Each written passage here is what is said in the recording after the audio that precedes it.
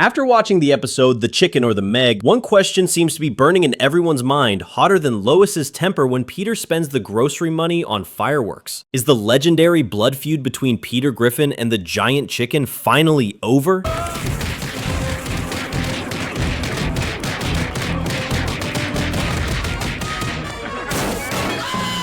To crack this fried mystery wide open, let's rewind all the way back to Season 2, Episode 3. Da Boom, aka the birthplace of one of TV's most unnecessary and ridiculously epic rivalries. It all started so innocently. Peter just went to buy some groceries. Harmless, right? Nope. That's where he met a guy dressed as a giant chicken, because apparently that's normal now, who handed him a coupon and suggested, hey, why not treat your family to some giant chicken tonight? Well, looks like someone's going to a big party tonight. You should pick up a chicken strip party pack for all your friends. Here's a coupon. Boom, flashback. PTSD style. Peter suddenly remembers the time a real, actual giant chicken gave him an expired coupon. And in true Griffin fashion, he handled it like any rational man would, by dropkicking a 6-foot poultry monster into traffic. Oh, yeah, and that nice chicken outside gave me this coupon.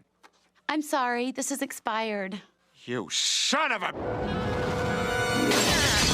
And thus began the saga of chicken fists, destroyed cities, and enough insurance claims to bankrupt 3 countries. The fights escalated fast. First on busy highways, wrecking cars, causing fatal pileups, even sinking a cargo ship because why not?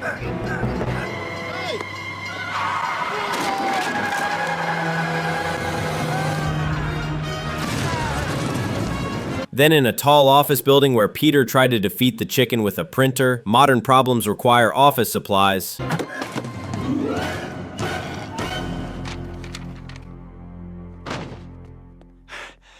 Chicken gave me a bad coupon. But even after falling from the top floor like a feathery meteor, the chicken wouldn't die. The vendetta clucked on.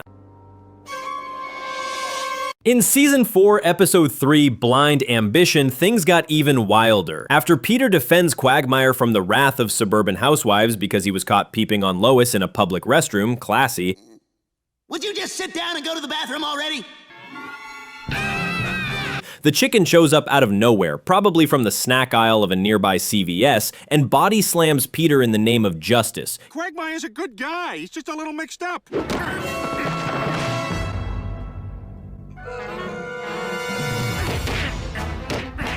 Cue another Michael Bay-style showdown. Explosions, traffic disasters, train fights, both of them falling off a cliff and crashing a luxury cruise ship mid-gala. This isn't medium rare. Then have them take it back.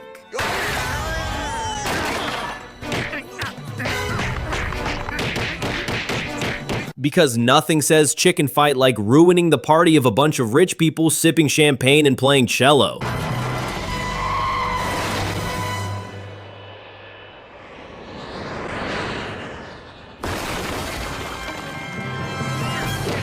Peter somehow survives, the chicken somehow survives, again, but not before getting partially rotisseried by a jet engine, which, by the way, only made him angrier and crispier.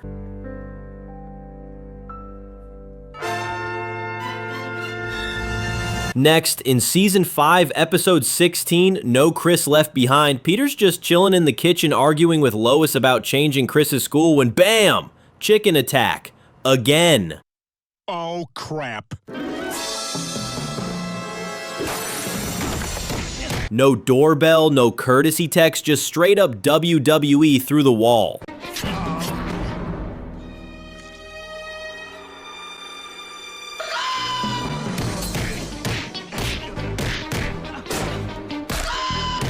This time they fight in a sewer, because of course they do. It even includes an alligator cameo.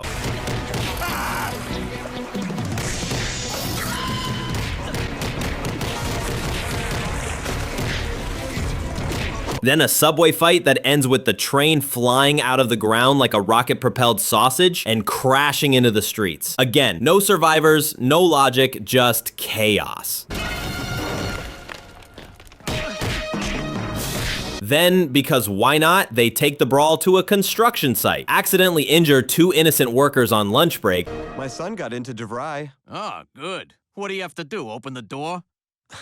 Can't you let me have anything? steal a fighter jet full of snakes, yes, snakes, and Peter has a full-blown existential crisis midair. Wait, what are we even fighting about, he asks. The chicken, in a rare moment of reason, decides to make peace. He invites Peter to dinner at a fancy restaurant. I have completely forgotten. Me too. Something about a coupon. I cannot for the life of me remember. Oh my God, that's ridiculous. You know what? I hope I didn't hurt you. No. I'm I'm all right. I'm all right. And for a brief moment, it seems like harmony is on the menu. They laugh. They bond. They almost hug. I can see why. I mean, that halibut was that may have been the best halibut I've ever had. Well, I'm glad we talked you out of the pork chops, huh? Yes, thank you. But then the check comes, and in true toxic masculinity fashion, they both insist on paying. Ernie, if he wants to... Stay out of this. Don't you talk to my wife like that. Oh yeah? What are you gonna do about it?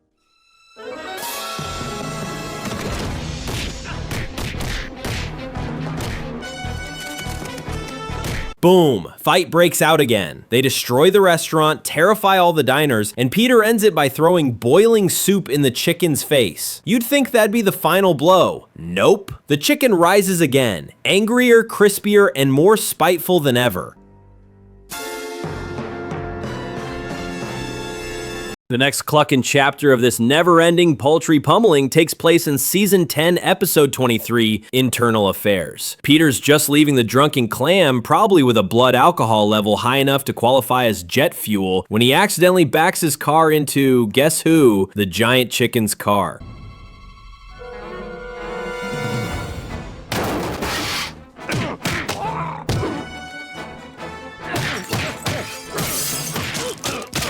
And of course, the chicken recognizes Peter, and of course, instead of exchanging insurance info like adults, he lunges straight at Peter like a feathered missile of vengeance.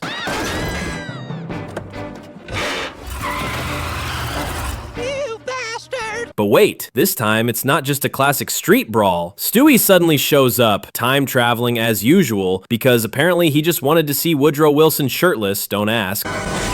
Well, now I've seen Woodrow Wilson naked.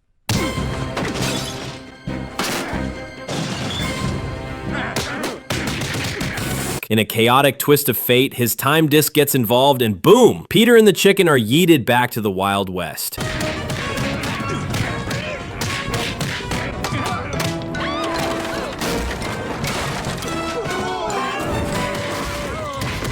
After some good old-fashioned cowboy-style whooping, they hitch a ride back to the present day, only to land inside a top-secret cloning facility, because why just have two idiots punching each other when you can have dozens? Yep, they get cloned, dozens of Peters, dozens of chickens. And suddenly it's the most chaotic battle royale in animation history.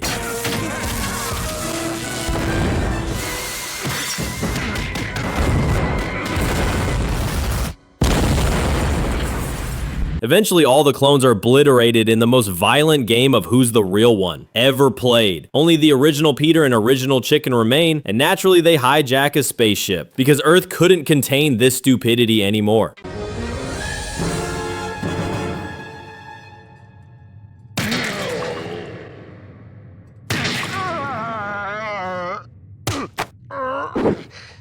They fight across galaxies, destroy space stations, and possibly hit Baby Yoda with a folding chair. Then they crash back down to Earth, again, and continue the fight on, wait for it, an oil rig. Because nothing says environmentally irresponsible grudge match like fists and fire on top of flammable crude oil.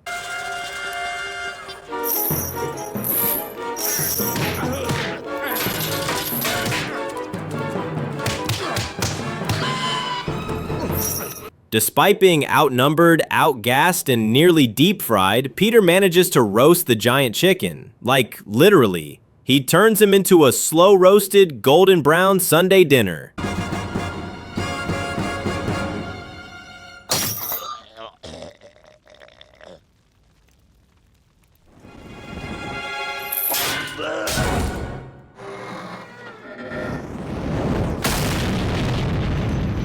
But somehow, the chicken survives again, angrier, crispier, with extra seasoning of pure hatred.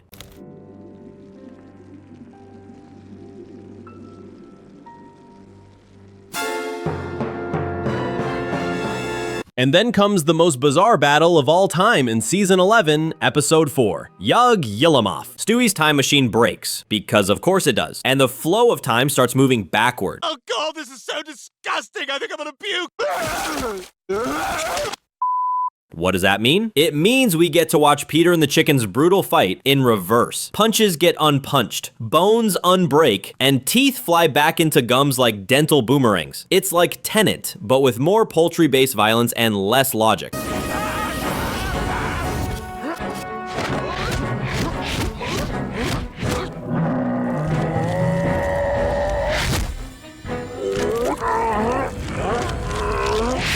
This time, Seamus even joins the chaos, because hey, why not toss in a peg-legged sea captain into the blender?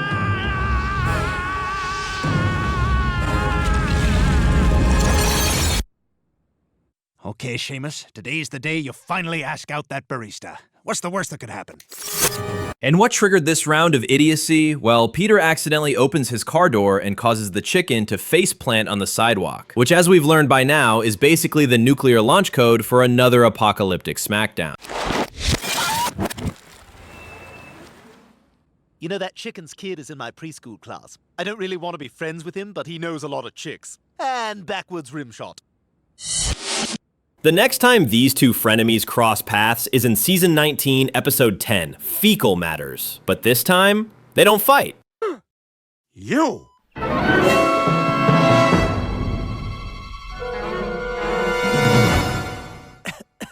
Wait, what? That's right, because the giant chicken, aka Ernie, is now too weak to throw a single punch. Turns out he's come down with a bad case of the flu. I'm dying, Peter. Oh. Let me close your privacy curtains to make you more comfortable. That feel better? Peter, who's now working as a healthcare worker, God help us all, is assigned to care for him. But instead of doing his job, Peter looks down at his old nemesis, smirks, and basically goes, nah, let him rot. Ernie is heartbroken. He croaks out, wow, Peter, you must be loving this, huh? This must make you pretty happy. Seeing me like this. I took too much ecstasy in my 20s, so nothing makes me happy anymore. And honestly, Peter kind of is. Ernie's life is in shambles. He's broke, homeless, sick, unemployed, and worst of all, his wife left him for a bigger chicken. Like literally a bigger rooster. My wife left me for a bigger cock. Cocks are chickens. I'm better off dead. To Peter, this is the ultimate win. His arch nemesis has fallen, and now he's the last man, species standing. Kind of anticlimactic. I always thought it would end with me eating you for Thanksgiving. Wait, birds eat people on Thanksgiving? Yeah. Huh. Cool. For a brief moment, the two sit and actually talk. They laugh, they reminisce, they almost have a bro moment. But then, Peter remembers. Wait a minute, this guy once threw me off a cruise ship and into a volcano. Cue dramatic music. Peter pieces out of there faster than Meg fleeing from responsibility. I gotta go. You get 5 minutes to say goodbye to your father. Sup, Ernie? Holy moly, that's a huge cock. He returns home and throws himself a full-blown victory party. Streamers, cake, possibly fireworks. He's finally defeated the giant chicken without lifting a finger. Anyway, I won. Another bottle? You're the only one. Ow! My eye! Another bottle? Oh, that's me. Ow! You dick!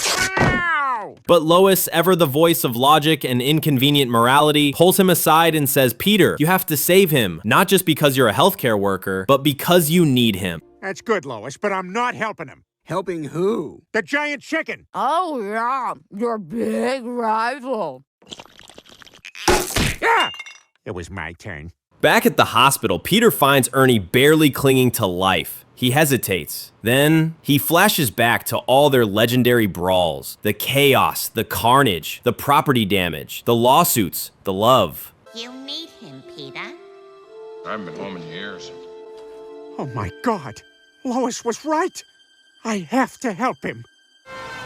Ah, I pushed too far. Something clicks. Peter snaps into action like a weirdly emotional Grey's Anatomy parody. He fights through hospital protocol, his own laziness, and probably several snack breaks to save the giant chicken. And it works. Ernie opens his eyes. The feud lives on. Also, if you die, I'll be solely responsible for all the destruction we've caused over the years, so this decision is both emotional and financial.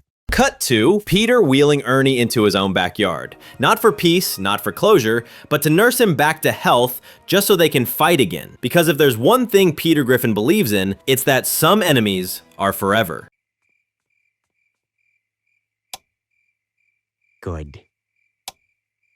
And now let's dive into the latest Family Guy episode featuring everyone's favorite feathered feud. To finally answer the question, is the war between Peter and the giant chicken truly over? Season 23, episode 5 throws us headfirst into one of the weirdest dating shows on television. Think The Bachelor meets Animal Planet. Meg, in her eternal quest for love, or at least a plot line, signs up and is transformed into an adorable pink pig. Hey there. Nice ass. I'm wondering if you're down for some porkin'. Oh my, that's going right at it, isn't it? Sorry, little piggy. I think you's is slopping at the wrong trough. Oh, sorry. Cute, right? Wrong. Despite her efforts to mingle with the other animal contestants, she gets friend-zoned harder than ever before. Hey there. Nice ass. I'm wondering if you're down for some porkin'. I had to take 80 milligrams of Thorazine because I'm having a claustrophobic freakout in here.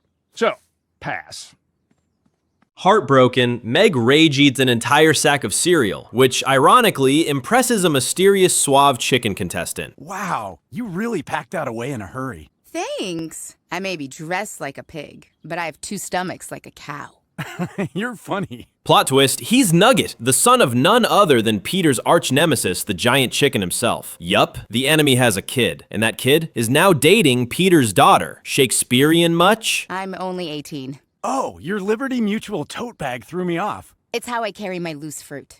I like you. You don't try very hard. Oh, I'm trying very hard. The poultry lovebirds hit it off, go on a dreamy farm date, get distracted by a ghost cowboy named Barton James, because why not? Won't you hold my hand? Oh my God. I love this song. Understand.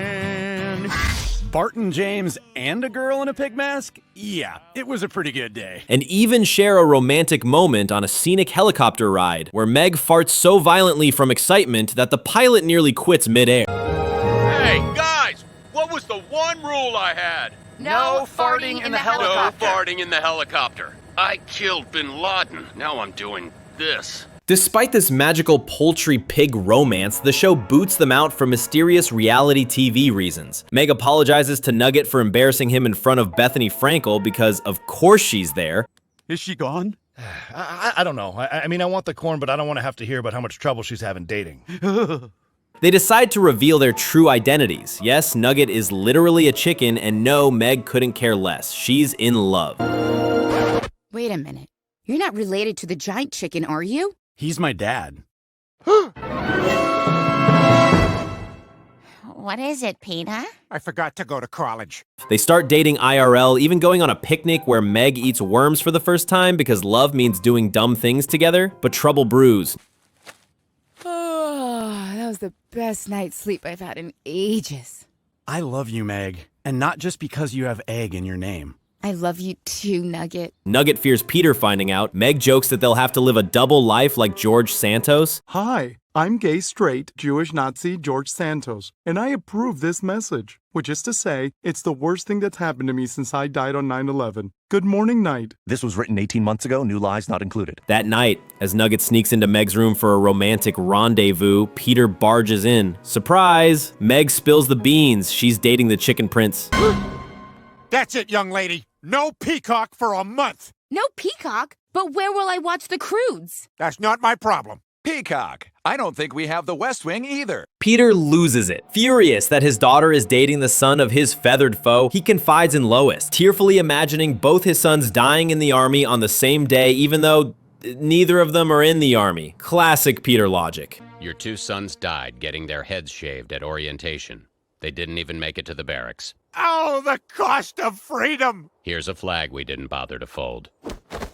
Peter demands Meg dump Nugget. She refuses. This is the first time a guy has ever chosen her over cereal. Under pressure, she does the ultimate teen rebellion, moves in with the boyfriend. Dad, you and I aren't dating.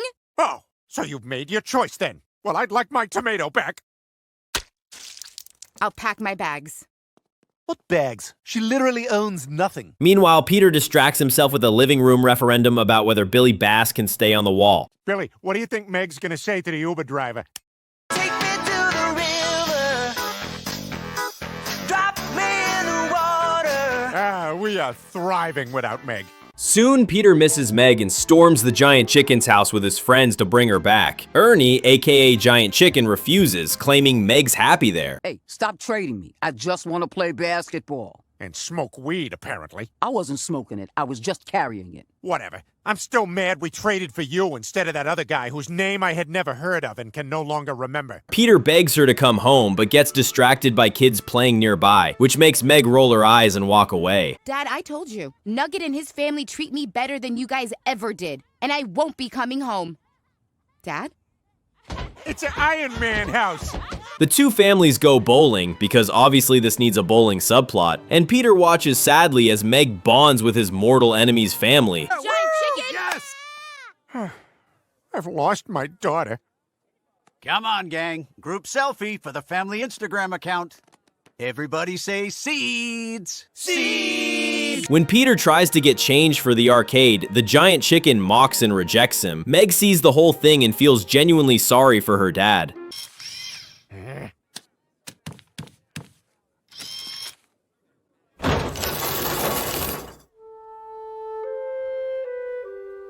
Back at the chicken coop, Meg starts having second thoughts. But when she doesn't agree to hate her own father, Ernie gives her a brutal ultimatum. Hate your dad or get out. Meg, either you hate your dad or you leave this house. An ultimatum. You're just like him. What did you say? You're just like him. Bad move, bird brain. Meg, finally fed up, plucks his feathers like she's prepping for Thanksgiving and straight up murders him in a 1v1 showdown. Wait, I can't hit you. You're a girl. Huh.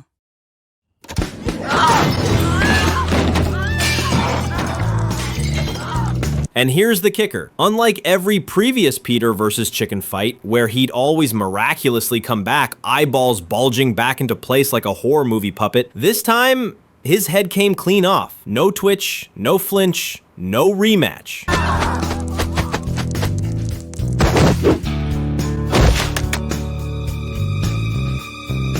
Ladies and gentlemen, boys and girls, after 26 years of epic smackdowns, falling pianos, and mid-air explosions, it wasn't Peter who ended the war, it was Meg. And I can confidently say their war is over, unless Disney brings that Giant Chicken back to life.